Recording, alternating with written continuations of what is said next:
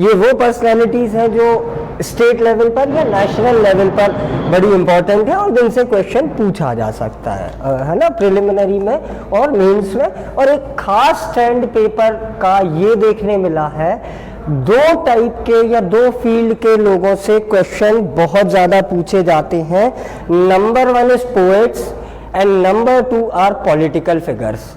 ऐसे राजनीतिक लोग जिनका किसी ना किसी तरह से फ्रीडम मूवमेंट में कोई कंट्रीब्यूशन हो, चीफ मिनिस्टर वीफ मिनिस्टर रहे हो, किसी स्टेट के गवर्नर एक्सेट्रा रहे हो। चीफ मिनिस्टर से क्वेश्चन खूब पूछे जा रहे हैं, पिछले 1-2-3 बार में क्वेश्चन खूब पूछे हैं चीफ मिनिस्टर से। तो ऐसे टाइप की जो पर्सनालिटी सागर से एसोसिएटेड रही हैं, पहले हम उनको कवर करेंगे। टाइम बचेगा तो फिर हम ओवरऑल एमपी से शुरू करेंगे। क्रोनोलॉजिकल ऑर्डर में चलने की कोशिश करते हैं कि एक सबसे पहली पर्सनालिटी जो सागर से रिलेटेड हमें समझ में आती है। लास्ट सेशन में हमने ब्रीफ हिस्ट्री ऑफ सागर देखा था और तब हमने ये देखा था कि गोविंद बल्लाल खेर नाम के एक व्यक्ति सागर का पूरा फाउंडेशन स्टोन रखते हैं और जब वो सागर में बस्तियां बसा रहे थे तब गोविंद बल्लाल खेर अपने साथ कुछ महाराष्ट्रियन ब्राह्मण्स, कुछ तेलंग ब्राह्मण्स और कुछ खेड़ावाल गुजराती ब्राह्मण्स को सागर लेकर आए थे बसने के लिए। ठीक है, तो इस तरह से सागर का एक कल्चरल हिस्ट्री शुरू होता है। तो पद्माकर जो है, पद्माकर एक तेलंग ब्राह्मण फैमिली से बिलोंग करते थे। ठीक है, तेलंग ब्राह्मण यानी कि तेलुगु स्पीकिंग ब्राह्मण फैमिली।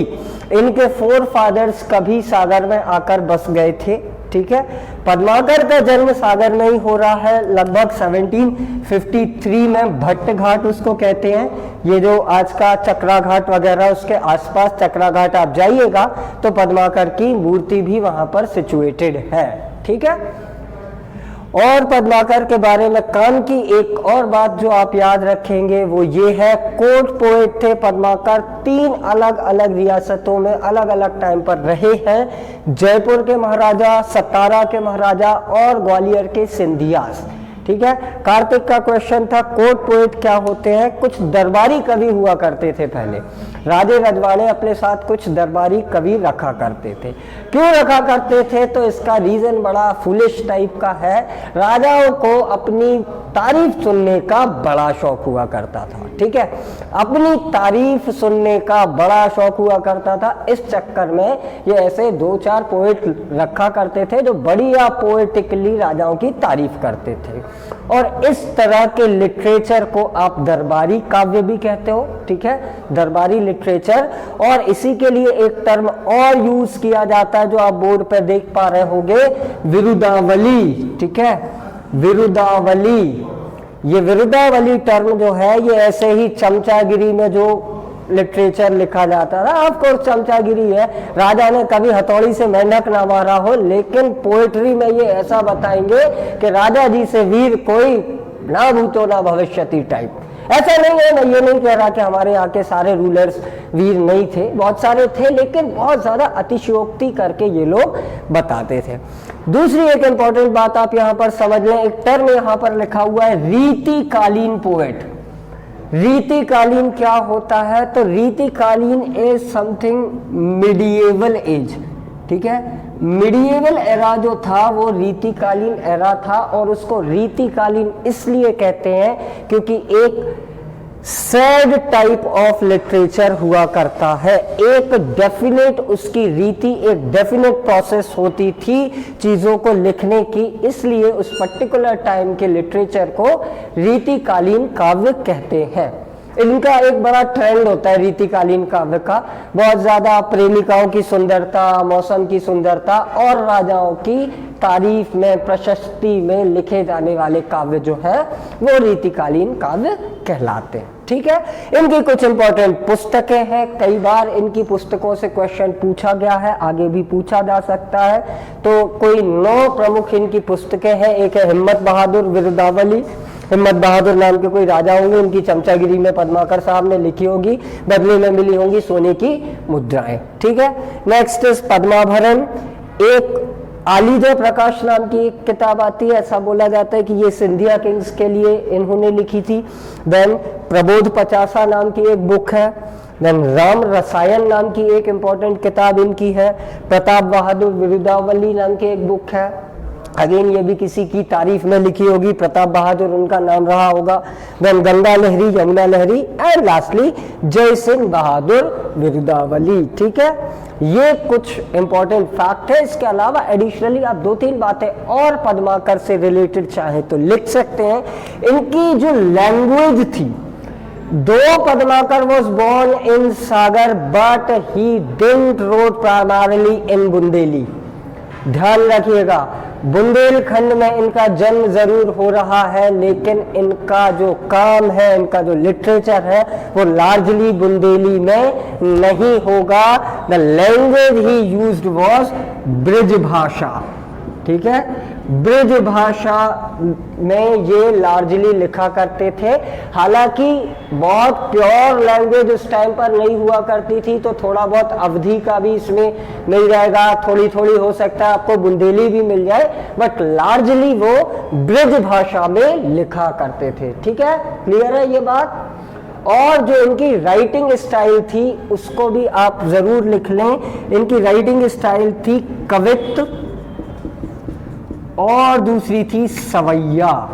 ठीक है, ये राइटिंग की स्टाइल्स है। पोएट्री के कुछ फॉर्म्स होते हैं अलग अलग टाइप के, उनमें से एक टाइप होता है कवित्व और दूसरा टाइप होता है सवैया। इन दो स्टाइल्स में लार्जली पद्माकर लिखा करते थे। ठीक है, क्लियर है ये।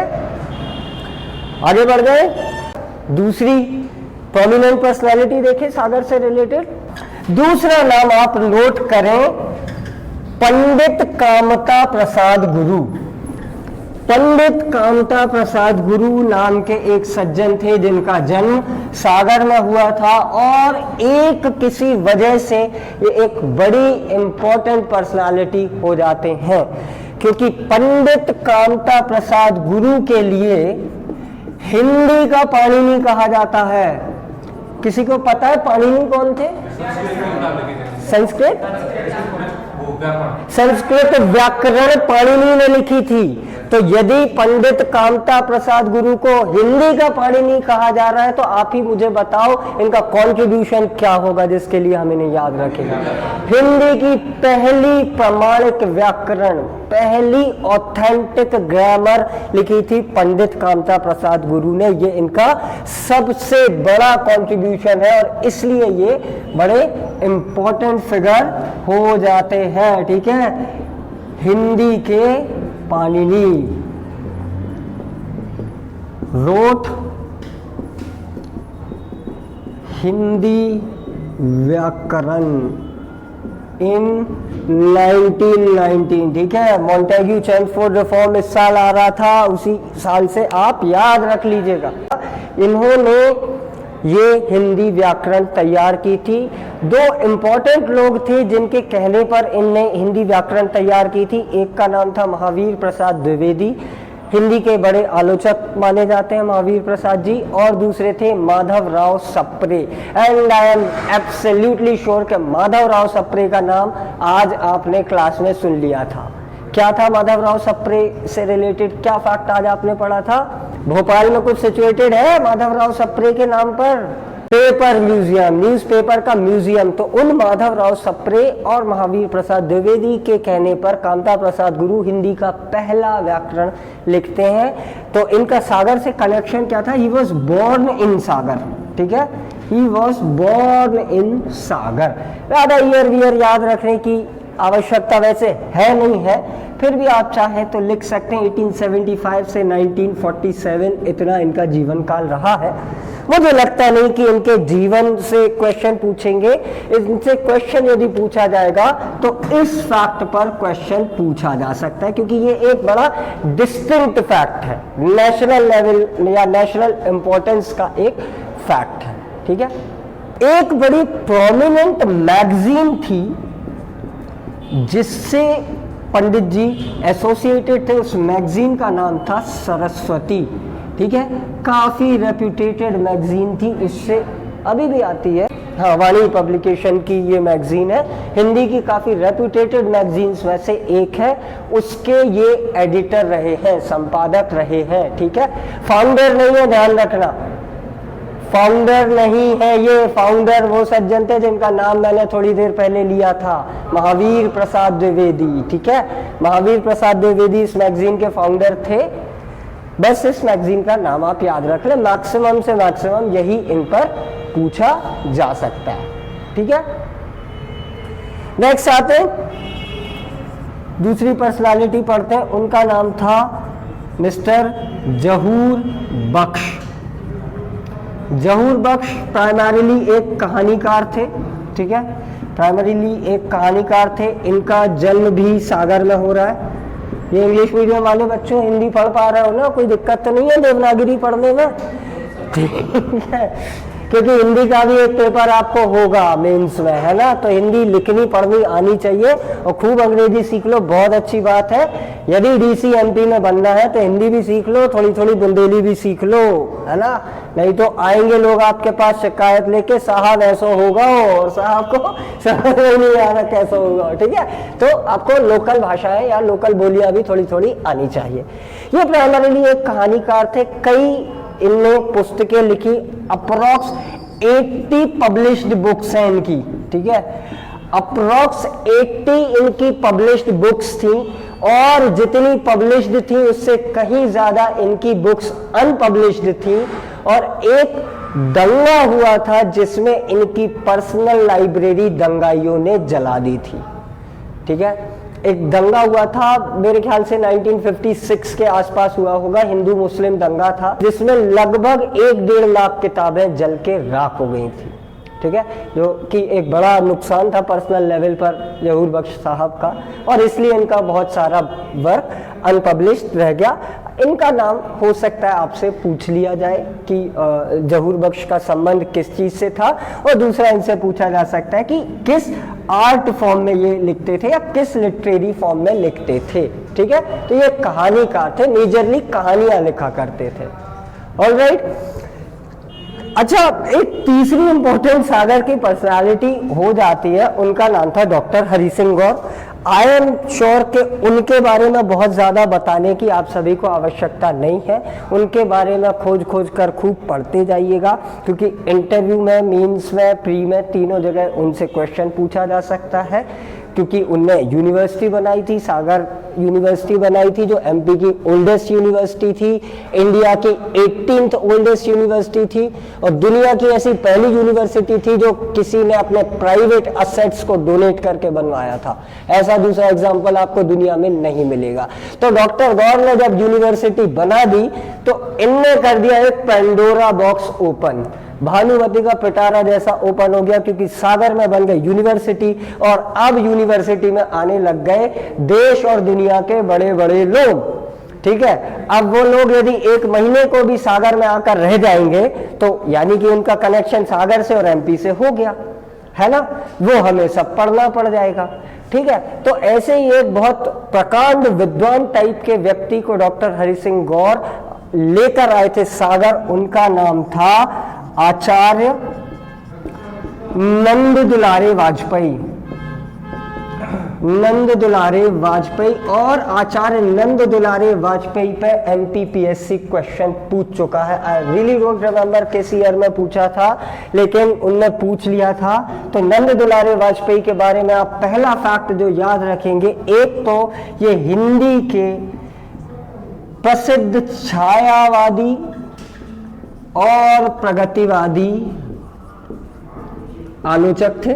आलोचक यानी कि क्रिटिक, ठीक है, आलोचक यानी कि क्रिटिक, यानी कि इंडिपेंडेंटली ये ज्यादा कुछ नहीं लिखते थे, फिक्शन राइटिंग या नॉन फिक्शन राइटिंग, बट आलोचना या क्रिटिक्स लिखा करते थे दूसरे कवियों, दूसरे साहित्यकारों के वर्क पर। और दूसरी इंपॉर्टेंट बात है, सागर यूनिवर्सिटी के हिंदी डिपार्टमेंट के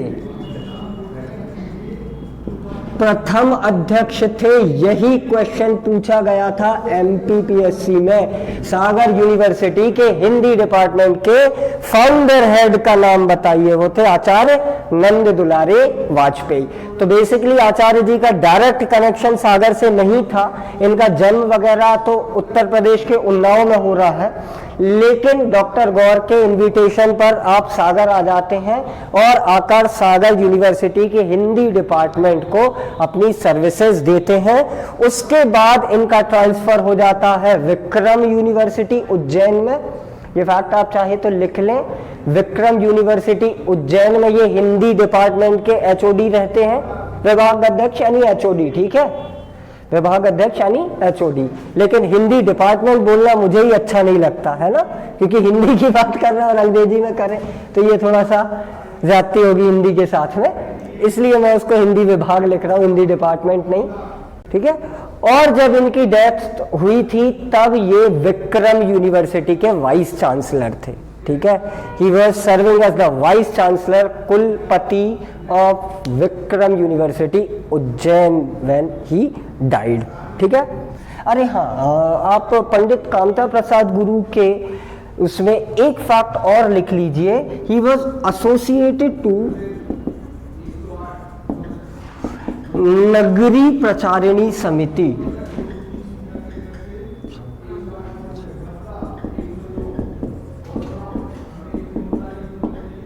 नगरी प्रचारिणी समिति, इससे ये एसोसिएटेड थे। समिति कहीं कहीं पर इसका नाम सभा भी आता है। This was established in 1895। इस समिति का गठन इसलिए किया गया था, बेसिकली एक मूवमेंट चला था लेटर 19th सेंचुरी में कुछ इंडियन राइटर्स के द्वारा, स्पेशली इंडियन हिंदी राइटर्स के द्वारा, कि हिंदी को ऑफिशियल लैंग्वेज बनवाया जाए या नेशनल लैंग्वेज बनवाया जाए। उस तरह का एक मूवमेंट चलाया गया था जिसको लीड कर रही थी नगरी प्रचारिणी सभा या समिति, और इसी से एसोसिएटेड थे पंडित गुरु, और इसीलिए उनने पहली बार हिंदी का व्याकरण कंपाइल किया था। क्योंकि एक लैंग्वेज तभी नेशनल लैंग्वेज बन पाएगी ना जब उसका एक व्याकरण उपलब्ध होगा, जब उसका एक ग्रामर, वो भी ऑथेंटिक ग्रामर कंपाइल्ड अप होगा, है ना। तो ये बात आप जरूर लिख लें यहाँ पर, ठीक है। अगला नाम आप लिख लें माधवराव सप्रे का। तो ये बात तो क्लियर है, माधवराव सप्रे मेजरली एक जर्नलिस्ट थे, ठीक है। पहले के लोग यार बड़े खतरनाक होते थे, मतलब एक ही आदमी 5-5, 6-6 हेड में काम कर रहा होता था। राइटर भी है, टीचर भी है, जर्नलिस्ट भी है, फ्रीडम फाइटर भी है, पॉलिटिशियन भी है, और पता चला एजुकेशन से डॉक्टर निकले, एमबीबीएस डॉक्टर। इतने खतरनाक लोग। हम लोग एक सब्जेक्ट पढ़ने में खून के आंसू रोने लग जाते हैं ना, लेकिन थे, मतलब पहले बढ़िया लोगों का पढ़ने लिखने में इंटरेस्ट होता था। अंबेडकर को देख लो, इतनी डिग्री होंगी जितनी हमारी पूरी कॉलोनी के लोगों के पास नहीं होगी, या आपके गांव भर में उतनी डिग्री शायद नहीं होगी। तो माधवराव सप्रे जो है, इनका जन्म हो रहा है पथरिया में। पथरिया सुना है सबने? दमोह डिस्ट्रिक्ट में है, ठीक है। हम चलो ज्यादा क्षेत्रीयता नहीं फैलाते, दमोह को भी अपने ही मान लेते हैं। सागर जिले में ना सही, सागर संभाग में है ना, तो चलो ये भी सागर की पर्सनालिटी है, ठीक है। He was born in Patharia, Damoh, and he started a newspaper called Chhattisgarh मित्र। ये न्यूज़पेपर का नाम बड़ा इंपॉर्टेंट है, ये आपसे पूछा जा सकता है, ठीक है। छत्तीसगढ़ मित्र in 1900 was the newspaper started by Madhavrao Sapre, and it is believed कि अनडिवाइडेड मध्य प्रदेश का पहला हिंदी अखबार यही था, ठीक है। पहला हिंदी अखबार यही था, अनडिवाइडेड मध्य प्रदेश का, ऐसा माना जाता है, ठीक है। इसलिए ये नाम बड़ा इंपॉर्टेंट है। इनके एक गुरुजी थे, उन मतलब जिनसे काफी ये इंस्पायर्ड थे, उनका नाम था माखनलाल चतुर्वेदी, ठीक है। हमने प्रीवियस लेक्चर में भी इनके बारे में थोड़ी थोड़ी बात की थी। माखनलाल चतुर्वेदी एक पोएट थे, फ्रीडम फाइटर थे, टीचर थे, जर्नलिस्ट थे एंड व्हाट नॉट, और सागर के भी जो फ्रीडम स्ट्रगल वगैरह रहेंगे उससे ये एसोसिएटेड थे। तो Makhanlal Chaturvedi was actually the mentor, और you can say inspiration to Madhavrao Sapre, ठीक है। और माधवराव सप्रे मेमोरियल म्यूजियम कहाँ पर है? भोपाल में, ठीक है। तो ये क्वेश्चन भी आपसे पूछा जा सकता है कि सप्रे मेमोरियल म्यूजियम कहाँ पर है, भोपाल में। चूंकि ये जर्नलिस्ट है तो ये म्यूजियम किस चीज से रिलेटेड होगा, journalism, that is newspaper etcetera, ठीक है। चलो अगला नाम आप लिख लो, बस नाम लिख लो, और ये नाम इसलिए इंपॉर्टेंट है क्योंकि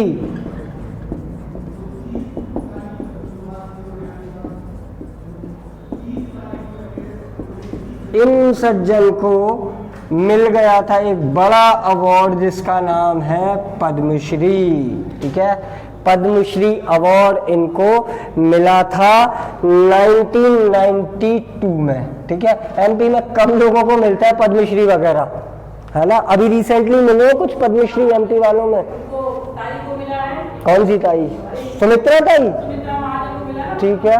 और पद्मश्री मिला है, पद्म भूषण मिला, विभूषण मिला है भूरी बाई, वो डॉक्टर नहीं है, वो डॉक्टर कपिल तिवारी हैं, ठीक है। और जब हम आज सागर की प्रोमिनेंट पर्सनालिटी पढ़ेंगे तो डॉक्टर कपिल तिवारी के बारे में भी पढ़ेंगे, आपको जानकर खुशी होगी। डॉक्टर कपिल तिवारी हमारे सागर से ही हैं, ठीक है। हाँ जी, इस साल क्या मिल गया है, पद्मश्री अवार्ड किया गया है। देखते हैं, अभी पहले अपन पुराने वाले देख लें फिर नए वाले देखेंगे, ठीक है। तो लक्ष्मी नारायण दुबे सिर्फ इसलिए काफी इंपॉर्टेंट नाम हो जाता है क्योंकि इनको पद्मश्री मिला था 1992 में। He was a writer and teacher, so for his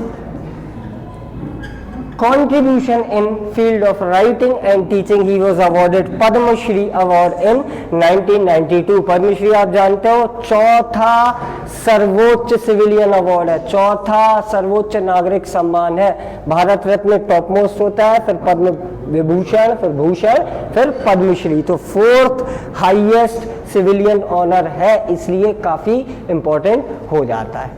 all right, चलो छठा नाम हम पढ़ेंगे डॉक्टर अशोक वाजपेयी का, अशोक वाजपेयी का।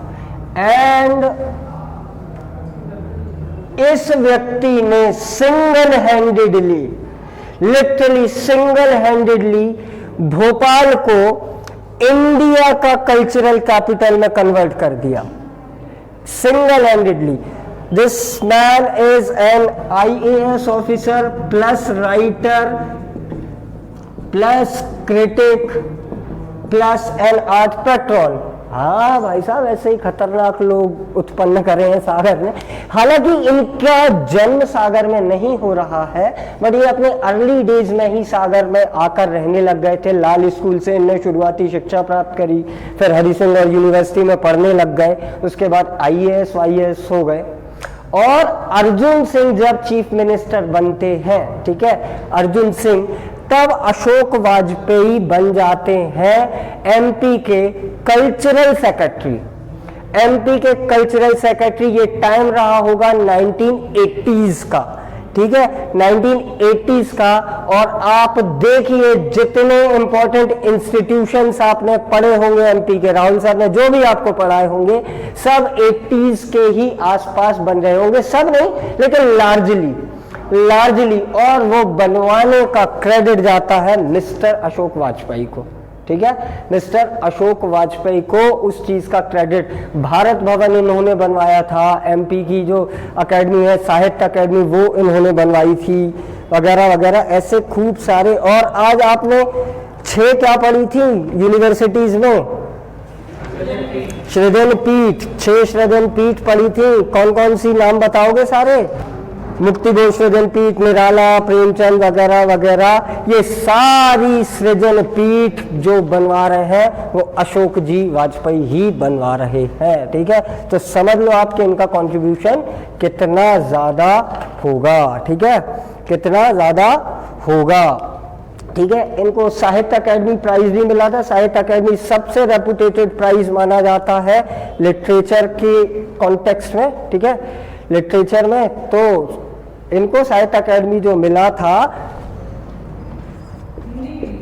हाँ, हिंदी में इनकी एक किताब आई थी, इनकी बुक का नाम था कहीं नहीं वहीं, ठीक है नाम है यार किताब का इनकी, पोएटिक है ना तो थोड़ा सा वर्ड प्ले करेंगे ही, ठीक है। कहीं नहीं वहीं नाम की बुक के लिए इनको साहित्य अकेडमी प्राइज मिला था, ठीक है। नहीं, I am not saying designated cultural capital, I am telling you in context of the contribution. आप देखिए साहित्य अकेडमी है, वहाँ पे उर्दू अकेडमी है, सिंधी अकेडमी, मराठी अकेडमी है, एंड नॉट ललित कला अकेडमी है, ट्राइबल्स का कितना सारा काम है, भारत भवन, रविंद्र भवन पहले बन गया था, भारत भवन बाद में बन रहा है ना। तो रविंद्र भवन के आसपास एक पूरा स्पेस ये क्रिएट करा रहे हैं भारत भवन। भारत भवन भी आपने बहुत डिटेल में पढ़ा था कि कितने सारे विंग्स उसमें है ना, और कितनी सारे चीज़ों में वो काम कर रहा है भारत भवन, ठीक है। जैसा मैंने आपको बताया जो सृजन पीठ वगैरह बन रहे थे उनसे भी अशोक जी का नाता है, इन्होंने ये सृजन पीठ वगैरह बनवा दिए। तो अब ऑफ कोर्स इन सृजन पीठ पे जो लोग आएंगे, अब वो महाराष्ट्र से आ जाए, तमिलनाडु से आ जाए, यदि एमपी में आकर रहने लग गए, यानी एमपी में उनका कनेक्शन हो गया, ठीक है। तो हम ऐसे सागर वाले लोगों को पहले देखते हैं। सागर में कौन सी पीठ बन रही है? मुक्ति बोध सृजन पीठ। मुक्ति बोध के बारे में अभी हम पढ़ेंगे जब एमपी वाली पर्सनालिटीज पढ़ेंगे।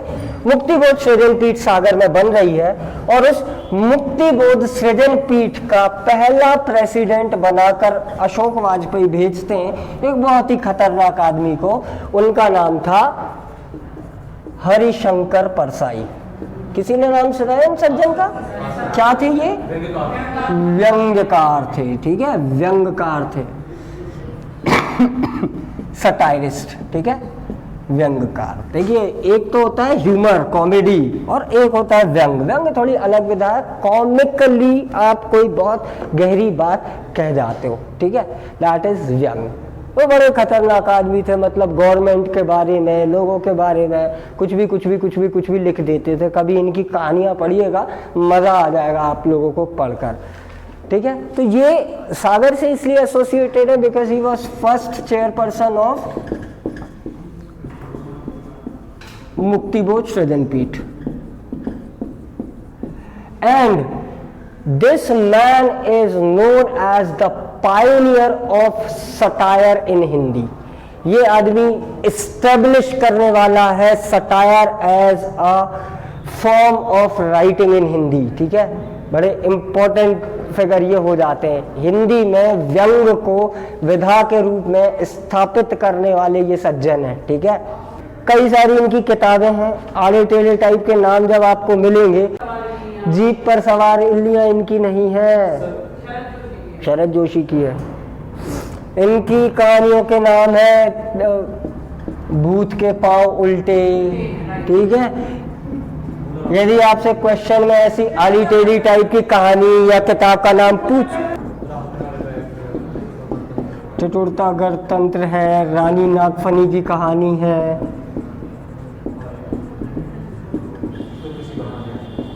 बहुत सारी किताबें, 50-60 किताबें लिख गया ये आदमी अपने जीवन में, ठीक है।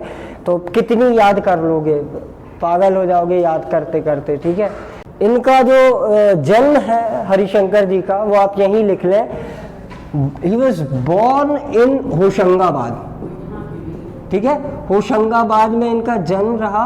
और इनकी जो कर्म भूमि रही, यानी कि ज्यादातर टाइम जो इन्होंने बिताया वो था जबलपुर, ठीक है, जबलपुर।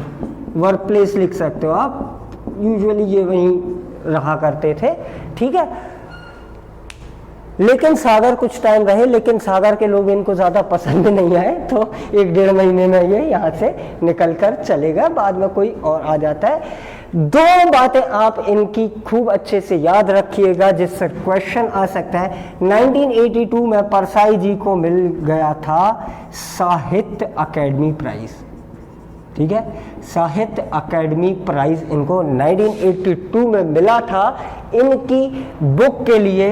उसका नाम था विकलांग श्रद्धा का दौर, ठीक है। क्योंकि मैं हिंदी राइटर्स के बारे में पढ़ा रहा हूँ इसलिए I am preferring to write in Hindi, मतलब देवनागरी में लिख रहा हूँ। और आप देख लें इस आदमी का विजिटिंग कार्ड जो है बराबर मेन्यू कार्ड टाइप का रहेगा। खूब अवार्ड एंड प्राइजेस इनको मिले, ठीक है। मध्य प्रदेश गवर्नमेंट का जो सबसे बड़ा अवार्ड होता है उसको शिखर सम्मान कहते हैं, वो भी इन भाई साहब को मिल गया, मतलब नेशनल वाला भी मिल गया, शिखर भी मिल गया, 4th हाईएस्ट सिविलियन अवार्ड भी मिल गया। और सटायर के लिए एक और बड़ा इंपॉर्टेंट प्राइज दिया जाता है, उस अवार्ड का नाम है शरद जोशी सम्मान, ठीक है। वो तो बाद में आया होगा ना, शरद जोशी तो उनके बाद आया। एज में शरद जोशी इनसे छोटे थे, लेकिन ठीक है, वो अवार्ड चालू हो गया था, उसके फर्स्ट रिसिपेंट यही थे। शरद जोशी प्राइज पहली ईयर तो मुझे भी याद नहीं, और मेरे ख्याल से इतना आवश्यक भी नहीं है याद करना, वो आप देख लीजिएगा, यदि आपको मिले तो मुझे भी बताइएगा, लिटरली मुझे याद नहीं है, ठीक है। और इनकी दो चीजों को और आप याद रख लीजिए जहां से क्वेश्चन बन सकता है। एक थी इनकी मैगजीन, उसका नाम था वसुधा, ठीक है। बड़ी क्वालिटी की मैगजीन ये मानी जाती है, अभी भी ये पब्लिश होती है, ठीक है। और एक इनका न्यूज़पेपर था जिसका नाम था प्रहरी, ठीक है। ये दो फैक्ट आप हरिशंकर परसाई के बारे में अच्छे से याद रखिएगा, इनसे क्वेश्चन पूछा जा सकता है। बहुत बार क्वेश्चन पूछा है हरिशंकर परसाई पे, इनकी किताबें खूब बार पूछी गई हैं। जितनी मिल पाए और जितनी रट्टा मार पाओ उतनी रट्टा मार लेना, ठीक है। कुछ मैंने आपको बता दी हैं, लेकिन ये लिस्ट एग्जॉस्टिव नहीं है क्योंकि खूब किताबें लिखी हैं परसाई जी ने, तो सारी तो बता पाना लगभग असंभव हो जाएगा, ठीक है। चलो 1992 से 93 के बीच में मिला। हाँ ठीक है, इनको नहीं, इनको ठीक है, ये शरद जोशी सम्मान। शरद जोशी। चलो 1992-93 में इनको शरद जोशी अवार्ड मिला। अगला नाम सागर से रिलेटेड जो पोएट हैं जिनका नाम हम पढ़ेंगे, उनका नाम था नहीं, मतलब है, नाम तो अभी भी है, उनका नाम था विट्ठल भाई पटेल, ठीक है। विट्ठल भाई पटेल सुना है किसी ने इनका नाम? नहीं सुना? सुना है? किस लिए सुना है? नहीं, वो वाले विट्ठल भाई पटेल नहीं है, ये सागर वाले विट्ठल भाई पटेल हैं। इनको आप पॉपुलरली जानते हो, एक गाने की लिरिक्स लिखने के कारण एक फिल्म आई थी बॉबी नाम की, उसका एक बड़ा प्रसिद्ध गाना था, झूठ बोले कौआ काटे काले कौए से डरियो, मायके चली जाऊंगी तुम देखते रहियो, वो वाला। सो विट्ठल भाई पटेल जो है, he was a politician, social activist and lyricist, ठीक है। कई सारी फिल्मों के गाने इन्होंने लिखे हैं, सत्यम शिवम सुंदरम पिक्चर के कुछ गाने हैं, बॉबी के 2-4 गाने लिखे, और भी कुछ हुए, इस कारण से ये थोड़े से पॉपुलर हो गए। और बाकी इसलिए भी आप इनको याद रख सकते हैं कि ये सोशल एक्टिविस्ट थे, पॉलिटिशियन थे, मिनिस्टर भी रह चुके एमपी गवर्नमेंट में, ठीक है। लेकिन मेरी दिलचस्पी बिल्कुल बॉबी फॉबी बताने में नहीं है। एक चीज के लिए मैं इनका नाम आपको जरूर बताना चाहूंगा, जिससे संभवतः आगे क्वेश्चन बन जाए। He started first cleanliness mission of India, MP Sagar, कुछ भी मान लो, पहला क्लीनलीनेस मिशन लॉन्च करने वाले मोदी जी नहीं, विट्ठल भाई पटेल थे। लेकिन मोदी जी ने पूरे नेशनल लेवल पर उसको चालू कर दिया था, इन्होंने बहुत लोकल लेवल पर चालू कर दिया था मिशन ऑफ, मैं सागर लिख रहा हूं, जिसका नाम था झाड़ू अभियान, ठीक है। झाड़ू अभियान नाम का एक इन्होंने आंदोलन शुरू किया था जब पॉलिटिक्स से इन्होंने रिटायरमेंट ले लिया। फिर इन्होंने फर्स्ट क्लीनलीनेस मिशन, पहला स्वच्छता अभियान यदि आप पूछें तो किसने चालू किया? विट्ठल भाई पटेल ने। ये क्वेश्चन हो सकता है कभी आगे आपसे पूछ लिया जाएगा, आने वाने पर मुझे नहीं लगता क्वेश्चन पूछा जाएगा। अगला नाम जो आप लिखिएगा उनका नाम था पंडित ज्वाला प्रसाद ज्योतिषी, ठीक है। लास्ट क्लास जिन ने अटेंड की थी मुझे बताइए, इनका नाम हमने किस लिए पढ़ा था पिछली बार? कौन से मूवमेंट में, स्पेसिफिकली किस मूवमेंट से रिलेटेड थे ये? अब्दुल गनी सारे में थे, ठीक है। ये स्पेसिफिकली किस मूवमेंट से रिलेटेड? भारत छोड़ो। He was associated to quit India movement, ठीक है। So he was also a politician. नहीं, इनका जन्म करेली नरसिंहपुर में, लेकिन ये लार्जली सागर में ही रहे, इनका पूरा जीवन जो है सागर में निकला। Politician, social activist, freedom fighter,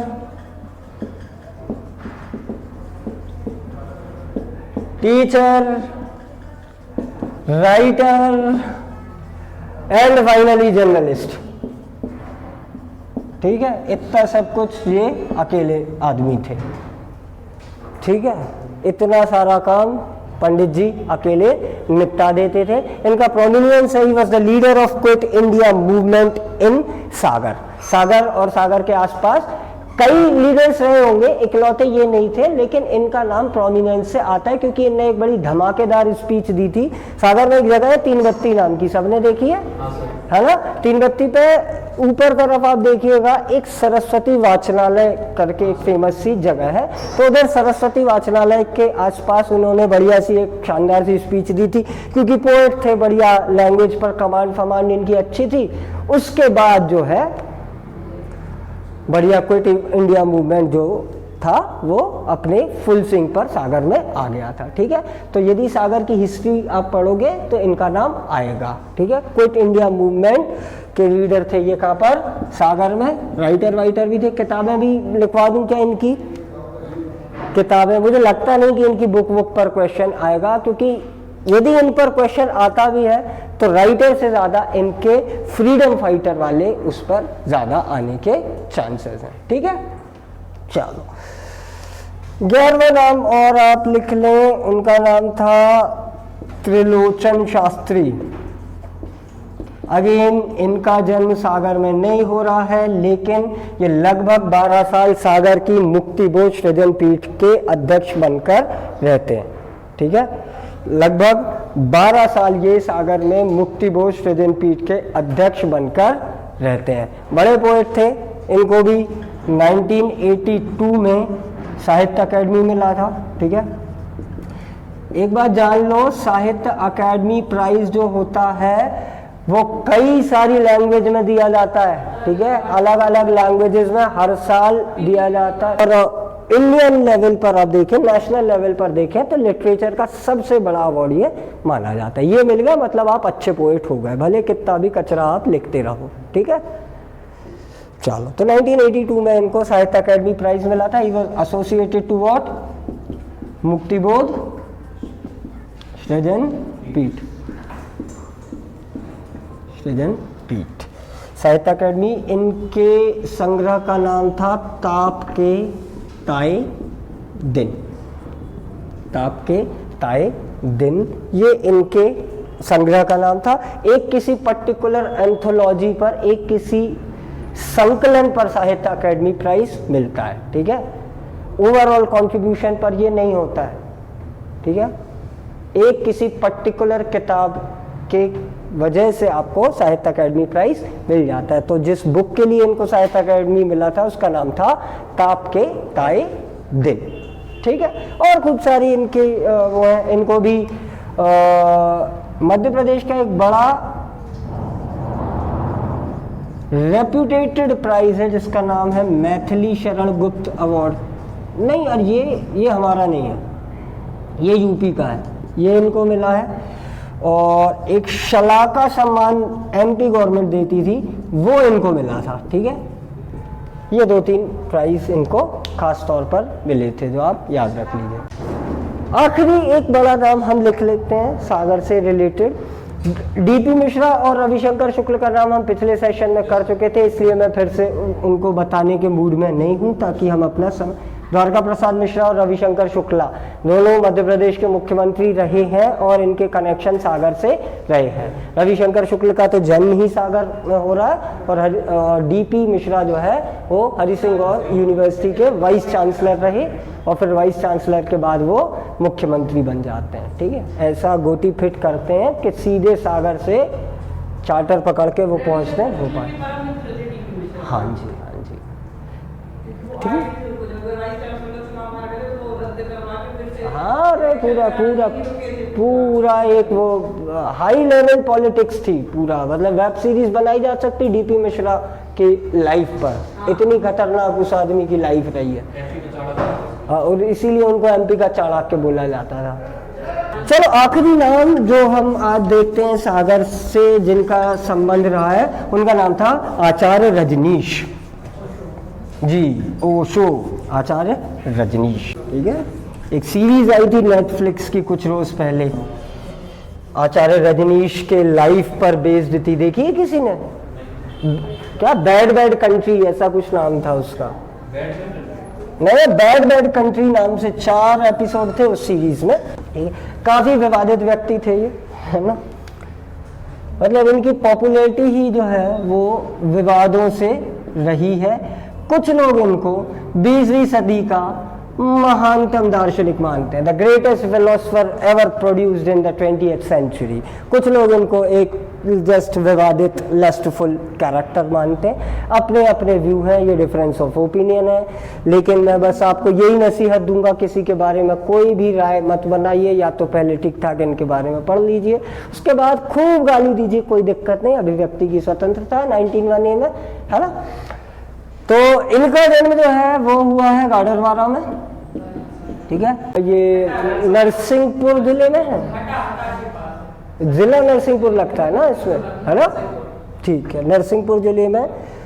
Jabalpur रहते हैं कुछ दिन, शुरुआती एजुकेशन ये जबलपुर में करते हैं, फिर सागर यूनिवर्सिटी आ जाते हैं, ये वहाँ आकर ये फिलोसॉफी के स्टूडेंट बन जाते हैं। ठीक है, फिलोसॉफी में मास्टर्स डिग्री ये कर रहे थे सागर से,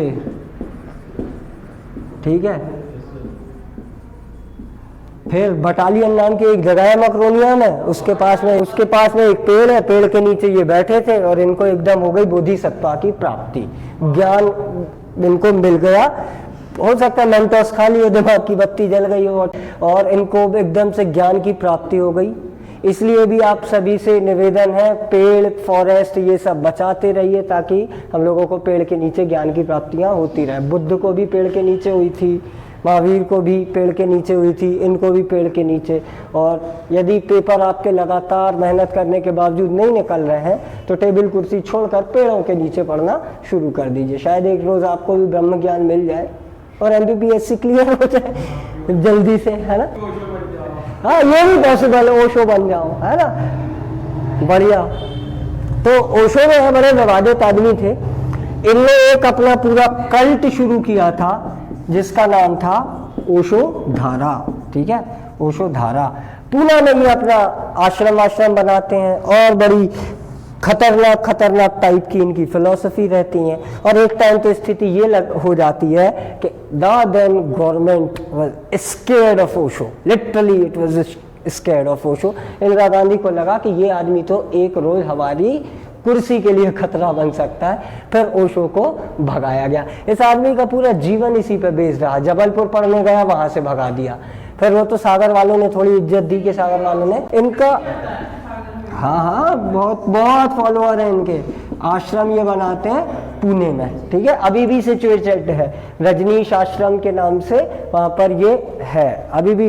और भाई साहब बड़े बड़े लोग इनके फॉलोअर थे। विनोद खन्ना का नाम आपने सुना होगा, एक फिल्म एक्टर था, फिल्म से संन्यास लेके वो जाकर पुणे में रहने लग गया था, है ना। ऐसे बहुत बड़े बड़े लोग इनके फॉलोअर थे, ठीक है। फिर इंडिया से ये भगा दिए जाते हैं, तो ये जाते हैं एंटीलोप नाम की एक जगह है यूएसए में, एंटीलोप यूएसए की एंटीलोप में जाकर ये अपना एक पूरा का पूरा कम्युनिटी वहां पर डेवलप करते हैं, एक पूरी सिटी बसा लेते हैं और उस सिटी का नाम रखते हैं रजनीशपुरम, ठीक है।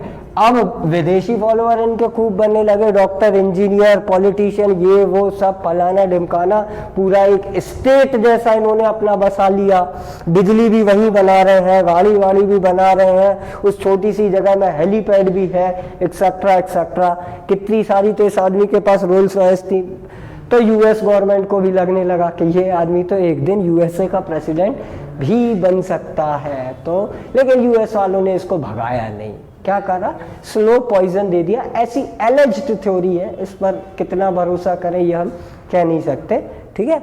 और हाँ, इनका ओरिजिनल नेम ज़रूर आप लिख लीजिए। ओरिजिनल नेम इनका था Chandramohan Jain, Chandramohan Jain. So I think by at large हमने सागर से रिलेटेड कुछ पर्सनालिटीज़ पढ़ ली हैं। ये वो पर्सनालिटी हैं जिनको आप सागर की नहीं, एमपी की बड़ी पर्सनालिटी मान के चलिएगा। देखो कितने खतरनाक लोगों के बारे में हमने देखा है। कह सकते हैं जो लोग यहाँ पैदा होते हैं वो भी खतरनाक होते हैं, और जो बेचारे सीधे साधे पैदा होते हैं लेकिन किसी वजह से यहाँ आ जाते हैं, वो बुंदेलखंड का पानी पीकर खतरनाक हो जाते हैं, ठीक है। चलो, तो अब हम आते हैं और अब प्रोमिनेंट पर्सनालिटी फ्रॉम एमपी को कवर करने की धीरे धीरे कोशिश करते हैं, जिनसे क्वेश्चन एमपीपीएससी में बन सकते हैं। चलो, तो हम शुरू से शुरू करते हैं और बिल्कुल अर्ली या एंशियंट एरा के पोएट्स को कवर करने की कोशिश करते हैं। और सिर्फ एमपी की नहीं, पूरे इंडिया के लिटरेचर की यदि बात करी जाएगी तो एक आदमी का नाम बहुत सम्मान के साथ लिया जाएगा, उसका नाम था कालिदास, ठीक है। हर अल्टरनेटिव ईयर में, हर 1-2 साल में इन पर क्वेश्चन देखने मिल जाता है, ठीक है।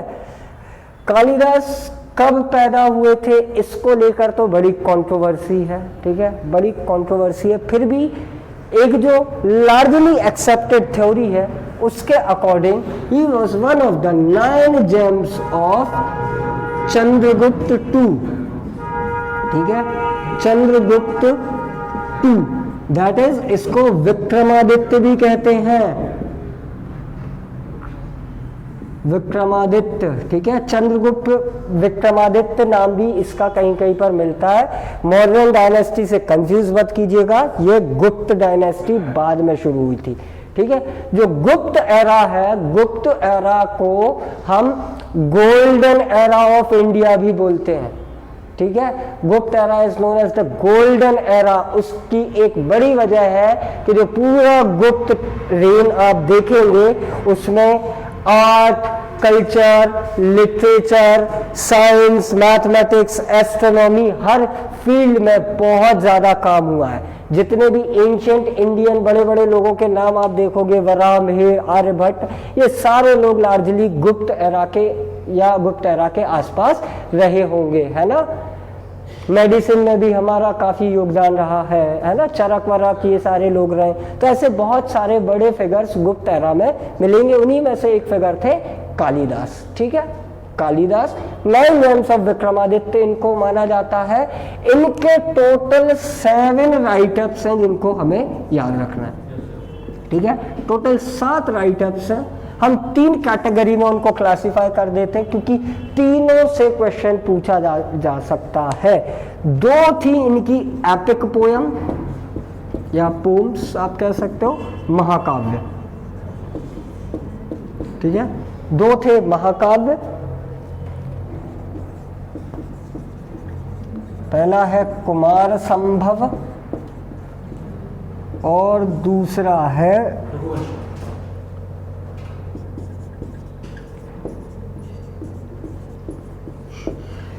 एक और खास चीज आप देखिएगा, कालिदास के जितने भी राइटअप्स होंगे या बुक्स होंगे उनके एंड में एम जरूर आएगा, क्योंकि ये संस्कृत में लिखते थे तो रघुवंशम, कुमार संभवम। लेकिन प्लीज इसको एक हैक बनाते मत चलिएगा।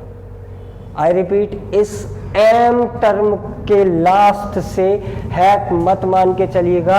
ये बिल्कुल जरूरी नहीं है कि सारी वो किताबें जो एम पर खत्म हो रही होंगी वो कालिदास की होंगी। कालिदास की सारी एम पर खत्म हो रही हैं अनडाउटेडली, लेकिन बहुत सारी ऐसी किताबें हैं जो एम पर खत्म हो रही होंगी लेकिन कालिदास की नहीं होंगी, ठीक है। याद रखोगे ये बात।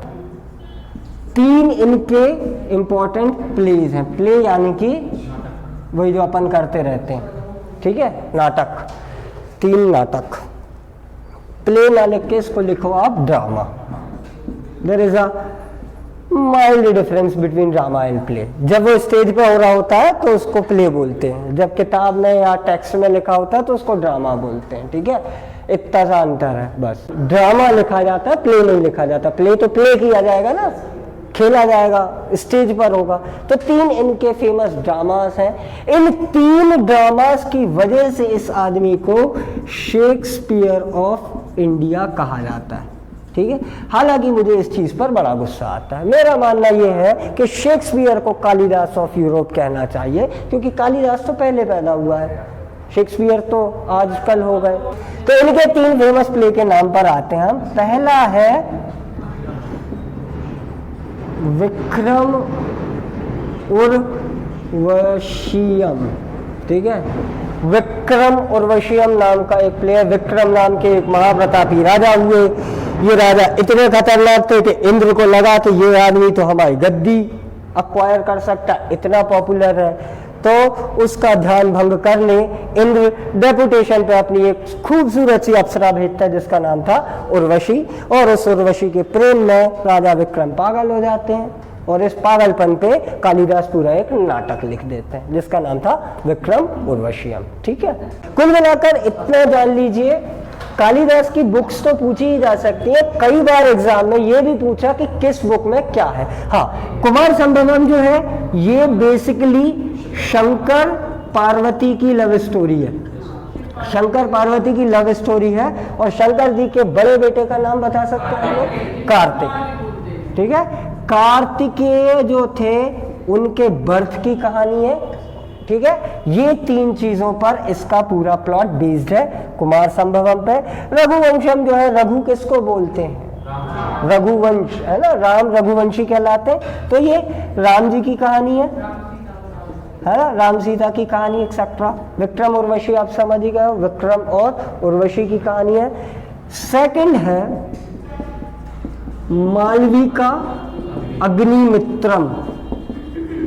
और एक बार मैं विजन IAS की टेस्ट सीरीज देख रहा था और इतना खतरनाक क्वेश्चन आया कि उस रोज मुझे नींबू पीना पड़ा अपना ब्लड प्रेशर ठीक करने के लिए। क्वेश्चन था which of the following works is related with the story of son of the founder of Shunga dynasty। ये क्वेश्चन था। अरे लेकिन क्वेश्चन की लेंथ देखो ना, कितना पढ़ते पढ़ते आदमी पागल हो जाए। शुंग डायनेस्टी के फाउंडर थे पुष्यमित्र शुंग, ठीक है। इतना नाम, इन नाम तो सुना, नहीं सुना तो अभी सुन लिया। पुष्यमित्र शुंग नाम के एक व्यक्ति थे जिनने शुंग डायनेस्टी की स्थापना की थी। कमांडर थे वो मौर्यन एम्पायर में, ठीक है। आखिरी मौर्यन किंग की वो हत्या करते हैं और शुंग डायनेस्टी के वो फाउंडर बनते हैं, ठीक है। उस पुष्यमित्र का बेटा था जिसका नाम था अग्निमित्र, उसकी एक प्रेमिका थी जिसका नाम था मालविका। तो मालविका और अग्निमित्र की प्रेम कहानी है मालविका अग्निमित्रम, ठीक है। याद रखिएगा, he was related to Shung dynasty, ठीक है। शुंग वंश से अग्निमित्र का कनेक्शन था। He was what, son of Pushyamitra, Pushyamitra का बेटा था अग्निमित्र, ठीक है। And third is very very popular drama of the Shakespeare of India which is known as Abhijnan Shakuntalam. हाँ जी, अगेन ये एक लव स्टोरी है। दुष्यंत और एक ऋषि कन्या थी, उसका नाम था शकुंतला, ठीक है। और इनका एक बेटा पैदा हुआ जिसका नाम था Bharat. And it is believed कि हमारे देश भारत का नाम इसी भरत के नाम से लिया गया है, ठीक है। बहुत सारे लोग रामचंद्र जी के भाई भरत को मानते हैं। जैन धर्म के जो फॉलोअर हैं वो कहते हैं आदिनाथ का जो छोटा बेटा था भरत उसके नाम पर है। अपनी अपनी मान्यताएं हैं, लेकिन उन सारी मान्यताओं में से एक मान्यता ये भी है कि दुष्यंत, यह सबसे ज्यादा एक्सेप्टेड मान्यता जो है भारत नाम की, वो यही है कि दुष्यंत और शाकुंतला के बेटे भरत के नाम पर हमारे देश भारत का नाम पड़ा है। ये 3 इनके फेमस प्लेज हैं, ठीक है। ये 3 इनके फेमस प्लेज हैं, विक्रम उर्वशी, मालविका अग्निमित्रम और अभिज्ञान शाकुंतलम। और फिर बचे 2 लिरिकल पोएट्रीज हैं। इसको हिंदी में क्या कहते हैं ये तो मुझे भी नहीं पता, ठीक है, ये थोड़ा सा आप देख लेना। लिरिकल पोएट्री है, काव्य ही है, महाकाव्य नहीं है, लेकिन मे भी खंड काव्य होंगे। इन दोनों में अंतर क्या वो भी मुझे नहीं पता। 2 लिरिकल पोएट्रीज है इनकी। पहली का नाम है मेघदूत। मेघदूत बड़ी इंटरेस्टिंग कहानी है। इसमें एक वो था क्या, यक्ष को काम था कि रोज इंद्र पूजा करेंगे तो क्या करोगे, फूल ला के दे दोगे। एक दिन यक्ष सो गया तो इंद्र ने दिया उसको पनिशमेंट दिया। क्यों? कि तुम जाकर सरगुजा की पहाड़ियों पर रहोगे। सरगुजा की पहाड़ियां कौन सी? ये अमरकंटक के आसपास वाला जो एरिया है ना, ठीक है। अमरकंटक तो पता है अपन सबको, बहुत अच्छे से पढ़ा। अमरकंटक के आसपास जाकर रहोगे। अब ये जो डेविएशन था यक्ष का, जानते क्यों हुआ था? क्योंकि उसको एक अप्सरा से हो गया था प्रेम, और प्रेम में आदमी हो जाता है निकम्मा और नाकारा। इस चक्कर में बेचारा अपनी ड्यूटी से डेविएट हो गया। तो अब भाई बैठा है सरगुजा में और भाई की प्रेमिका बैठी है स्वर्ग में, क्या करे? तो ये भाई साहब उसको भेजते SMS। उस समय मोबाइल नहीं चलते थे, तो ये अपनी विद्या का यूज करते हैं और SMS भेजते हैं बादल पे लिखकर। अपनी प्रेमिका को बादल पर लिखकर संदेश भेजते हैं। बादल लिटरली मीन्स मेघ एंड दूत मीन्स योर कॉरेस्पोंडेंट, ठीक है। तो ये मेघ को अपना कॉरेस्पोंडेंट बनाकर भेजते हैं। क्या है इसमें? बेसिकली अमरकंटक's ब्यूटी इज एक्सप्लेन्ड या beauty is described in this poetry, ठीक है। सेकंड है, उसका नाम है ऋतु संहार। इसको मैं हिंदी में लिख देता हूं क्योंकि अंग्रेजी की स्पेलिंगें बहुत ही खतरनाक होती हैं।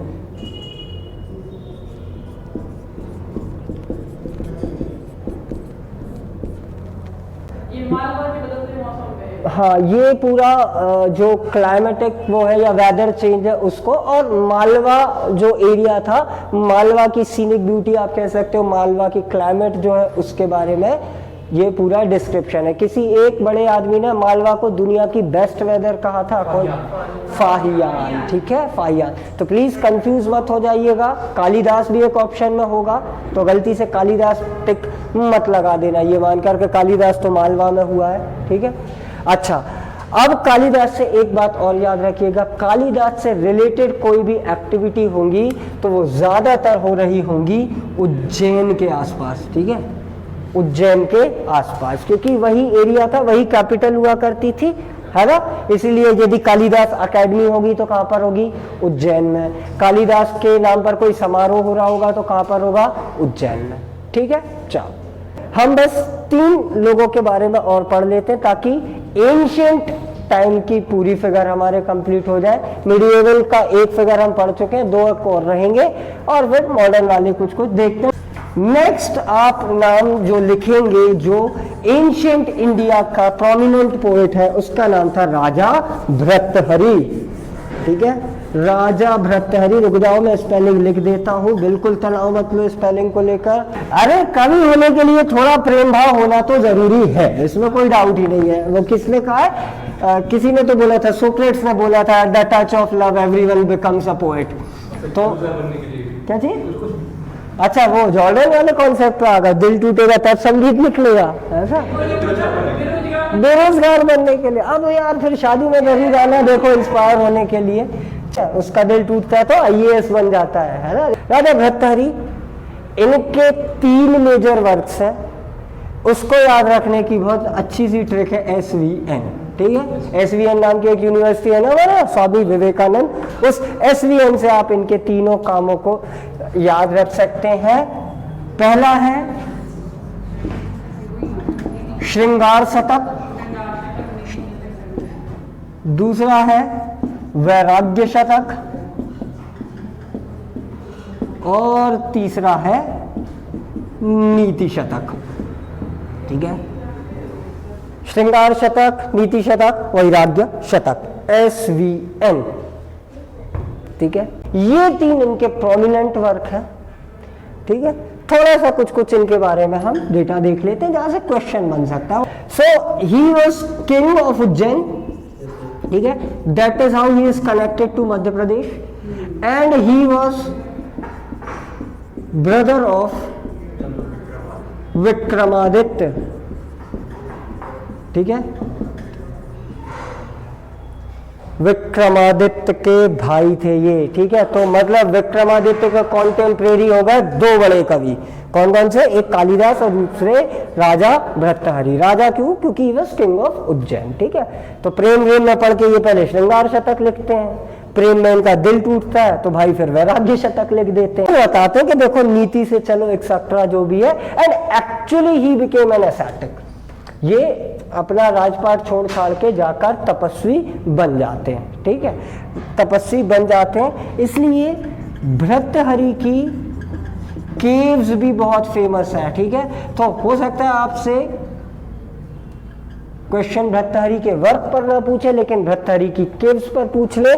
कहां पर है ये, उज्जैन में, ठीक है, उज्जैन में, ठीक है। And he is believed to be first ever Indian poet of romanticism, ठीक है। रोमांटिक कविता लिखने वाला पहला वो माना जाता है, लेकिन श्रृंगार की शुरुआत यहां से हो रही है ना, ठीक है।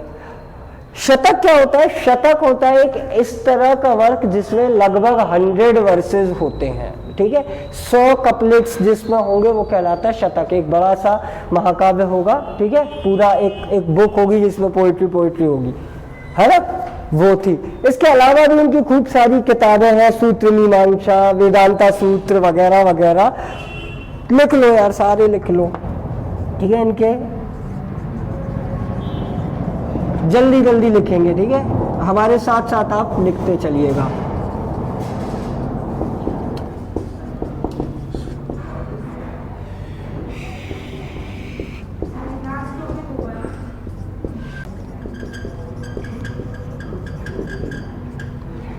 सूत्र मीमांसा, शब्द धातु समीक्षा, सूत्र वृत्ति एक्सेट्रा कर लेना यार बस। थर्ड लिखिए भवभूति, भवभूति, भवभूति, और ब्रैकेट में लिख लीजिएगा also known as Milton of India, ठीक है। वो वाला मिल्टन नहीं जिसकी बॉटल और क्रॉकरी आती है, जॉन मिल्टन नाम का एक बढ़िया सा कवि हुआ है वेस्ट में, ठीक है। And that Milton was known for his poetry related to compassion. Compassion मतलब करुणा ना, तो करुण रस रहेगा। अनुराग इज श्रृंगार रस, अनुराग इज श्रृंगार, ठीक है, कंपैशन, ठीक है। तो इसलिए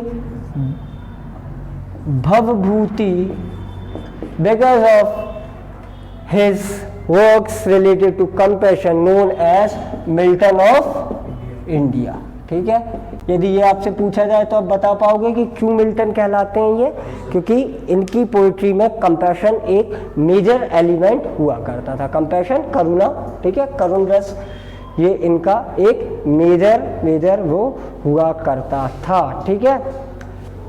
चलो, कौन पोएट थे ये,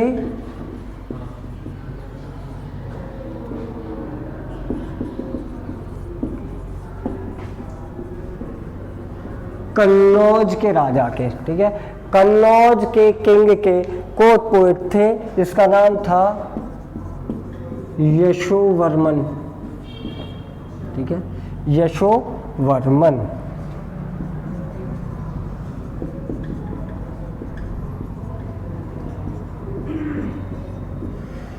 अप्रोक्स 7th सेंचुरी एडी में ये रहे थे, ठीक है।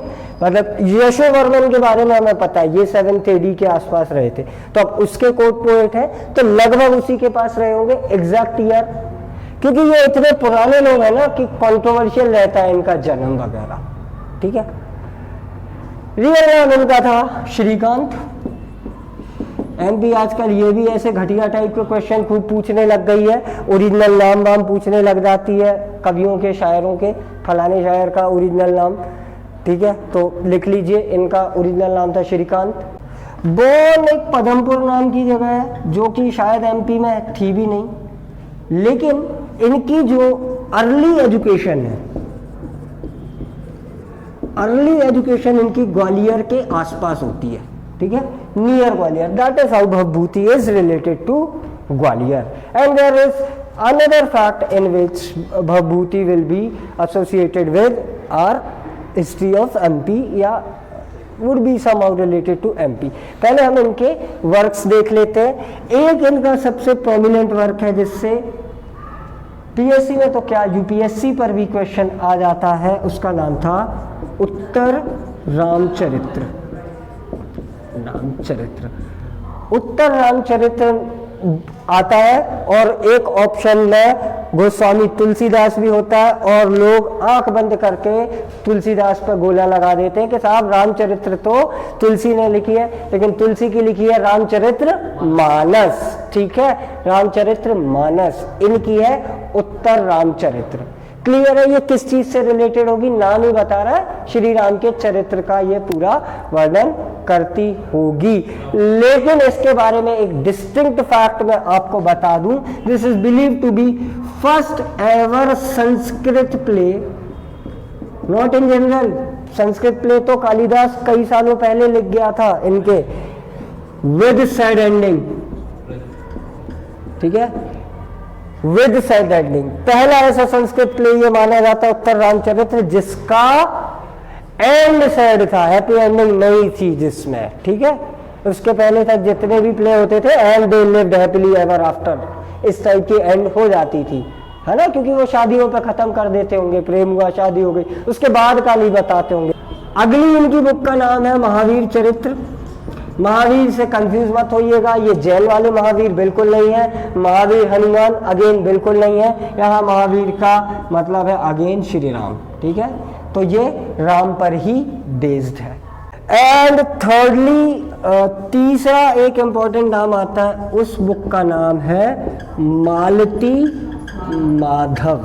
ठीक है, मालती माधव नाम की एक बुक है. ये तो फिक्शन था, इसका कोई लेना देना किसी एक माइथोलॉजिकल या रियल कैरेक्टर से नहीं है. मालती और माधव नाम के दो लोगों की प्रेम कहानी थी. लेकिन महत्वपूर्ण बात इसमें यह है कि इस पर्टिकुलर बुक में एक नाम आया था जिसका नाम था पवाया, और इसी पवाया का दूसरा नाम था पद्मावती.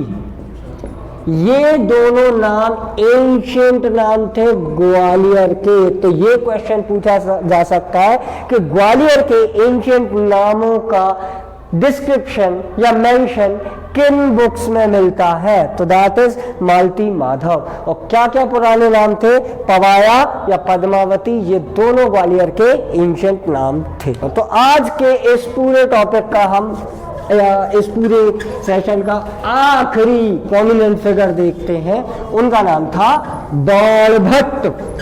हर्षचरित्र जो है वो आप एंशिएंट हिस्ट्री जब भी पढ़ोगे फॉर श्योर उस बुक का नाम आएगा. ठीक है, और बाणभट्ट से रिलेटेड मैं सबसे प्रोमिनेंट इन्फो जो आपको बताने वाला हूं, हर्षचरित्र के अलावा वो भी नहीं, उसके बाद बताऊंगा.